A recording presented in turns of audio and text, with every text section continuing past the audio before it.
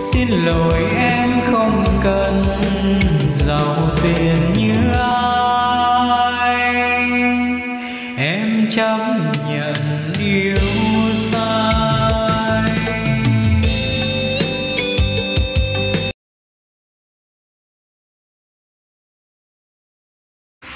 Rồi, hello, Ken Audio xin chào chị các bạn đã quay trở lại với kênh YouTube Ken Audio ha. Thì hôm nay em sẽ làm video này hát test trên cái con micro mẫu mới nha.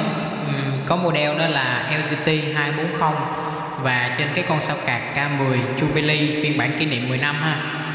Rồi nếu như anh chị các bạn nào là những người xem mới vừa biết đến kênh Ken Audio của em thì hãy nhớ bấm đăng ký kênh và nhấn vào cái chuông nha, để nhận thông báo mỗi khi em ra video mới. Rồi không nói nhiều nữa, bây giờ xin mời anh chị các bạn cùng thưởng thức nha.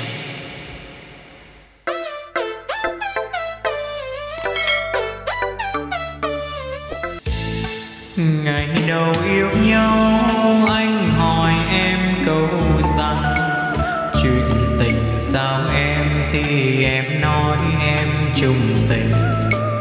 Tiền là hư vô, xin lỗi em không cần, chỉ cần yêu nhau em chấp nhận thương đau. Rồi ngày hôm nào anh hỏi em câu rằng chuyện tình sao em, thì em nói em yêu tiền. Tiền là thiên nhiên, chung thủy thôi đâu bằng. Đừng giận em nhé, em chọn tiền nhé anh.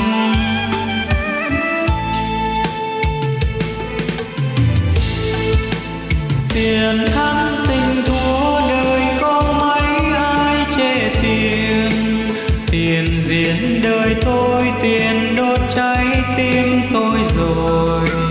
Tiền làm anh đau, em đành lòng sao em. Tình nghèo như anh, chung thủy yêu em nhiều. Tình giàu như ai thì chưa chắc yêu chung tình.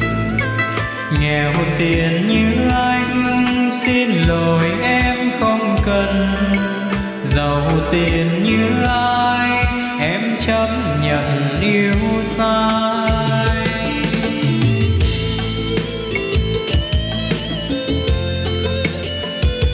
Con beat này em hát theo em thấy thì cái bộ xử lý micro của nó rất là hay nha. Nó cho ra cái tiếng của mình, nó lọc cái tiếng của mình ra rất là trong và sáng.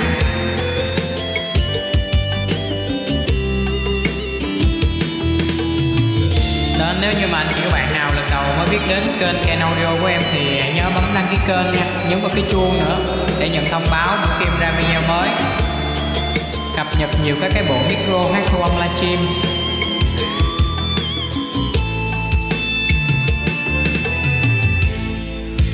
Ngày đầu yêu nhau anh hỏi em câu rằng chuyện tình sao em, thì em nói em chung tình. Tiền là hư vô, xin lỗi em không cần, chỉ cần yêu nhau em chấp nhận thương đau.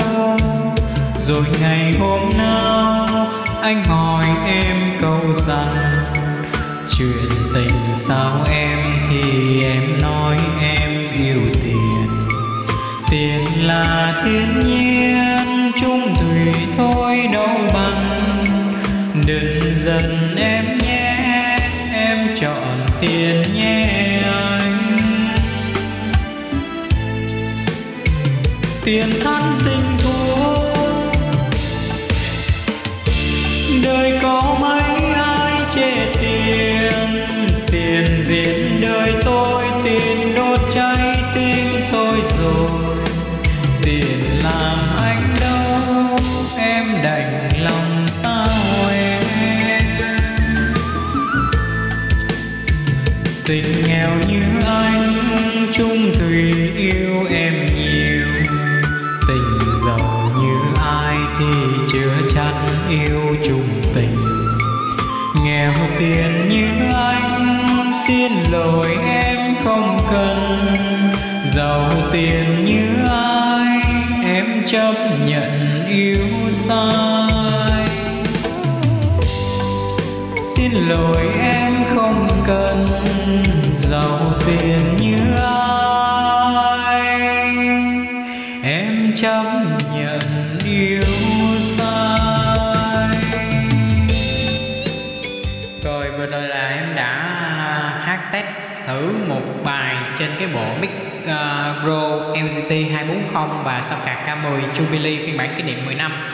Rồi một lần nữa xin cảm ơn chị các bạn đã xem hết video clip này ha. Và cần bên kênh audio của em hỗ trợ tư vấn gì và muốn liên hệ đặt mua thì có thể gọi vào số hotline cũng như là kết bạn Zalo với số 0932 075 612. Em có để cái số trên màn hình luôn đó. Rồi cảm ơn chị các bạn đã ủng hộ bên shop kênh audio trong suốt thời gian vừa qua. Xin chúc chị các bạn thật nhiều sức khỏe và thành công. Rồi xin chào và hẹn gặp lại. Hello anh chị và các bạn, nếu như cảm thấy hay thì nhớ bấm like, chia sẻ, nhấn đăng ký kênh để ủng hộ em nha. Và đừng quên bấm vào cái chuông thông báo, bấm vào tất cả để nhận được thông báo mỗi khi có video mới nhất nha.